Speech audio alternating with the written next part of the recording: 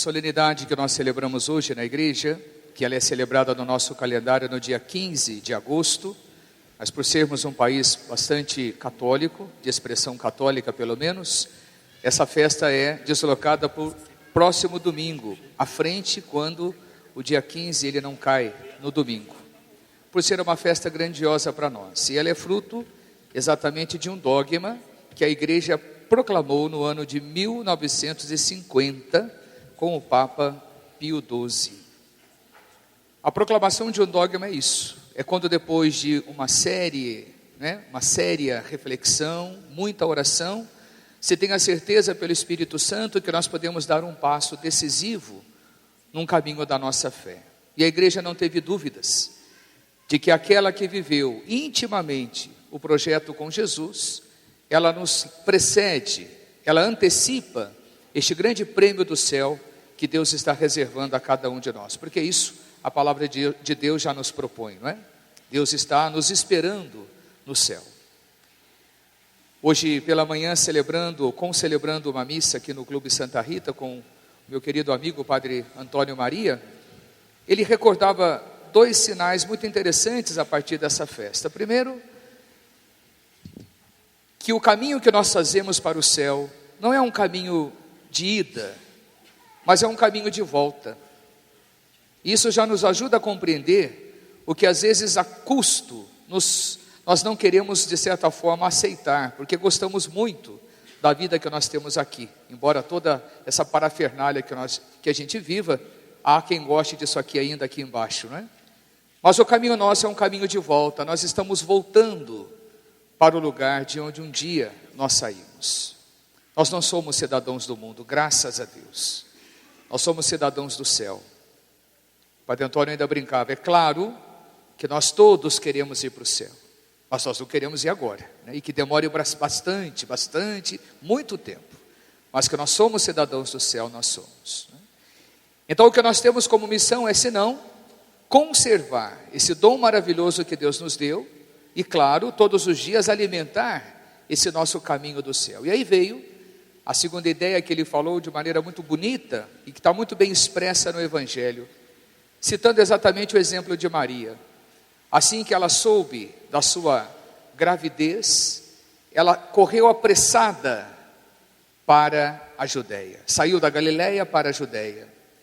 Então ele parou um tempo nesta atitude de Maria, apressada, convidando-nos a todos a viver também esse mesmo processo. É preciso que a gente se apresse, quando o assunto for serviço, bondade, misericórdia.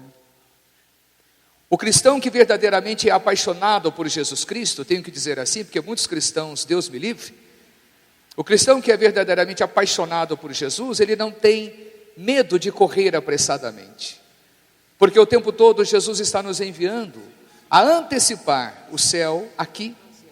Eu não quero preparar o céu para como se fosse um prêmio final. Eu não quero imaginar o céu como se fosse um lado de lá, onde eu só vou experimentar depois que eu morrer. Eu quero poder antecipar, na vida presente, um pouco do que posso imaginar daquilo que seja o céu. E essa é a dinâmica da vida cristã, que acho muito bonita, muito envolvente.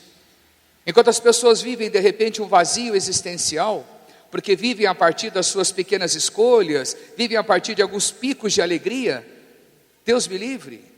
Eu quero ter um motivo maior para todos os dias poder acordar enquanto estiver aqui e me organizar para que a minha vida ela seja o tempo todo trabalhada, experimentada na presença de Deus. Por isso que eu vou percebendo que todos os dias a minha vida não precisa ser uma rotina. Vive rotina quem quer, porque quem vive a experiência de Deus sabe que todos os dias pode ser surpreendido.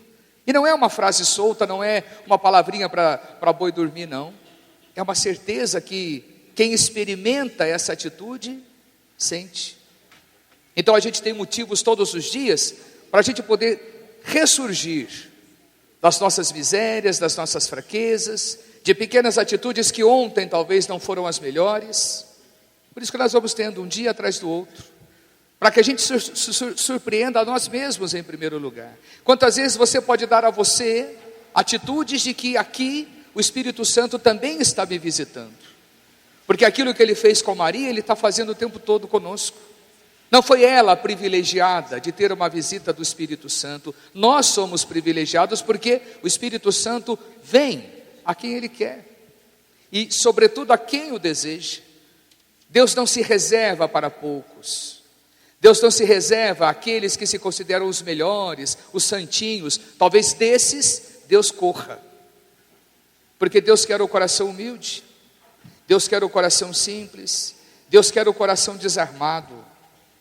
Dizia ainda ontem nessa missa, quando falamos de simplicidade, de humildade, não é? De fraqueza, nós não estamos falando de pessoas frágeis, de pessoas ignorantes, não. Porque para entender a experiência do Espírito Santo precisa ser muito forte, muito inteligente, muito capaz.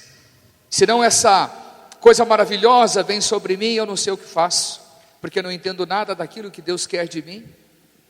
Então a minha fonte está ali, para que eu também possa proclamar como Maria.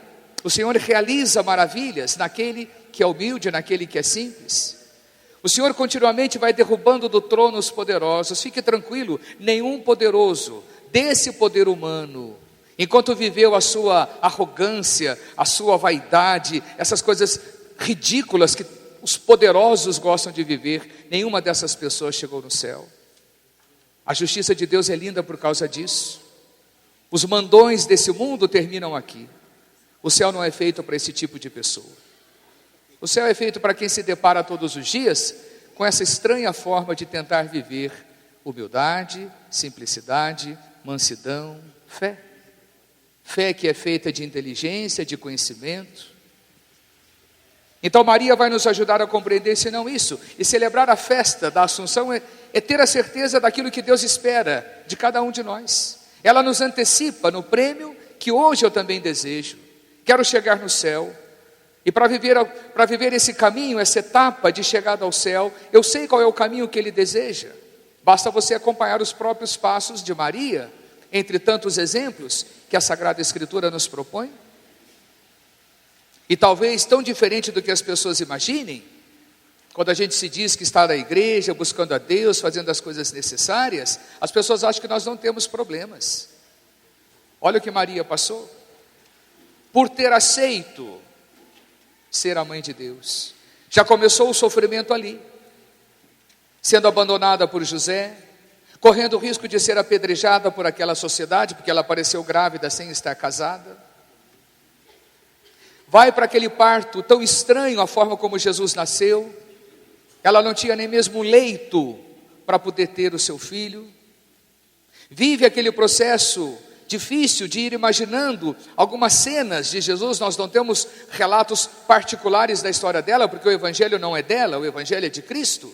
Mas nós não podemos enxergar Cristo sem um pouco da presença daquela que foi chamada por Deus para acompanhar o processo de crescimento humano do Filho de Deus.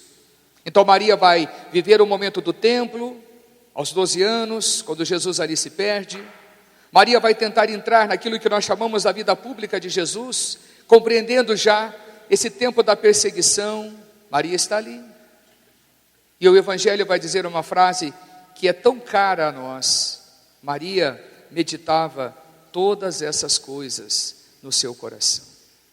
Talvez a gente seja muito fraco na nossa fezinha, porque a gente pouco se encontra com a palavra de Deus. E muito menos meditamos. Quando passamos, muitos de nós, quando passamos pela Bíblia, passamos como um foguete. Eu já li a minha leitura de hoje, está bom. Deus não precisa disso.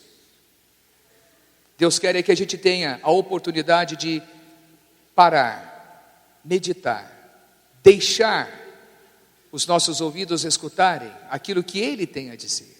Não o que nós achamos que tem que ser, e ficamos aí tagarelando na orelha de todo mundo. Ficamos ensinando modos e maneirinhas de tentar ser cristão, coisas absurdas que a gente vê em tantos movimentos, grupos de oração, coisas estranhas, que Deus deve estar com o ouvido tapado de ver a tamanha ignorância nossa. Porque santidade não precisa de muito subterfúgio, não. Não precisamos ficar criando penitências, foi uma frase que o Padre Antônio usou. Basta as penitências que a gente já tem na vida. Para que ficar criando mais? Para que ficar colocando pesos pesados, enormes nas costas das pessoas em que nós mesmos não vivemos? Pelo contrário, teríamos que ter a inteligência de voltar à simplicidade e apenas pedir o Espírito Santo sobre nós, porque Ele já tem muito a nos ensinar. E o caminho do céu, diferente dessas estratégias absurdas que nós vemos, é um caminho de fidelidade a Jesus. Jesus nos quer santos, Jesus nos quer homens e mulheres com essa dignidade. É bonito quando esse documento da CNBB, o último que saiu para todos vocês, leigos e leigas, definindo o papel do leigo e leiga na igreja, num dos centrais capítulos, quando o documento apresenta, dizendo que, ao invés de acharmos que a santidade está do lado de dentro da igreja, nós podemos ser os encarregados de levar o sagrado do lado de fora. E aí o documento vai citar isso de maneira muito ousada. Jesus entrou em cada beco, em cada lugar que hoje a nossa sociedade também discriminaria, apontaria logo, ali é um lugar da perdição, do erro, do fracasso, da miséria. Jesus está jantando com aquela prostituta, com aquele pecador, com aquele outro, porque nós somos bons nisso. Para acusar não tem gente melhor do que a gente. Então o documento vai recordar o quê? Cuidado, não fique condenando o lado de lá, vá fazer o que Jesus fez. E Jesus não chegou como soberano, como alguém que veio para dizer aquele sermão, para apontar os erros. Pelo contrário, Jesus entrava, e com o seu olhar de misericórdia, com o seu jeito humano, as pessoas já iam se declarando: Jesus, se eu pequei até aqui, hoje eu quero começar a viver uma vida nova. Portanto, é um dia que nós podemos pedir essa graça a Nossa Senhora. Maria, como você foi fiel ao projeto de Jesus, como você viveu no silêncio, meditando tantas particularidades da vida de Jesus, e essas particularidades todas estão escritas nesse livro que nós proclamamos, o livro da salvação, e que pena que muitos cristãos ainda não o saboreiam, não se alimentam dele, ficam perdendo tempo com tantas banalidades do mundo. Há tantos pokémons para a gente ficar pegando por aí, mas nós não perdemos tempo em jogar fora essas porcarias inúteis, para ficar, quem sabe, buscando a palavra de Deus. E ela não está em alguns pontos, ela está em todos os lugares. E ali, no silêncio, na meditação, deixar o nosso coração passar por um processo de transformação. Essa transformação é minha. Você não precisa cuidar da minha vida, não. Cuide da sua. E eu desejo muito que você cuide da sua. Da mesma forma que eu quero cuidar da minha, para que cada um possa fazer o seu caminho, o seu testemunho, a sua fidelidade, o seu seguimento, para que o nosso caminho seja um caminho de volta. Queremos voltar. Não queremos nos perder nesse mundo. Não queremos errar ou buscar outras vias que não nos levarão para o caminho do céu. Então Maria pode ser esse sinal de alguém que viveu na meditação, no silêncio, passou o sofrimento redentor, porque quis viver a sua fidelidade no projeto de Jesus e chegou no céu. Então a igreja não tem dúvidas de que ela está no céu a nos esperar. É bonito isso. É bonito olhar Maria não como uma figura folclórica, não como um enfeite que alguém colocou no Evangelho, como alguns gostam de dizer, mas olhar Maria como aquela que pode ser e é um modelo de fidelidade, de sinceridade ao projeto do Pai. Ela foi se fazendo a mãe de Deus. Ela recebe a graça dessa gravidez e foi se fazendo a mãe de Deus no serviço discipular da fidelidade e do amor a Jesus Cristo. Que ela nos apresente o céu sem drama, o céu que é fácil de conseguir, por uma única forma: deixar o nosso coração transparecer as coisas boas, não ter medo de confrontar na própria vida o que aqui dentro ainda anda estragando o meu cristianismo, o que aqui dentro ainda anda estragando o meu testemunho de fidelidade nele. Só que sou eu que preciso fazer essa operação. Sou eu que tenho que ter a coragem, e ela não é fácil, de confrontar a minha vida e ter a coragem de jogar fora esses elementos que não me ajudam a chegar no céu. Releia Apocalipse. Maria confronta aquele dragão que tinha tudo para devorar o filho que dela ia nascer, mas Deus não desampara aqueles que são fracos, não de uma fraqueza humana, mas desprovidos, quem sabe às vezes, no olhar humano, da força de vencer aquele que é maior. O filho nasce, o filho é Deus, e aquela mulher está no céu.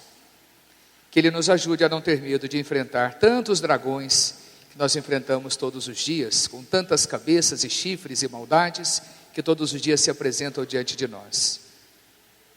Diante dessas misérias, dessas fraquezas, diante desses medos, você possa rezar exatamente isso, que Maria, a Mãe do Céu, se antecipe e cada dia mais possa fazer aquilo que eu humanamente não sei e não consigo fazer. Que Deus nos ajude a seguir o caminho da Virgem, nossa Mãe, que assunta ao céu, nos espera a todos nesse caminho de santidade. Seja louvado nosso Senhor Jesus Cristo.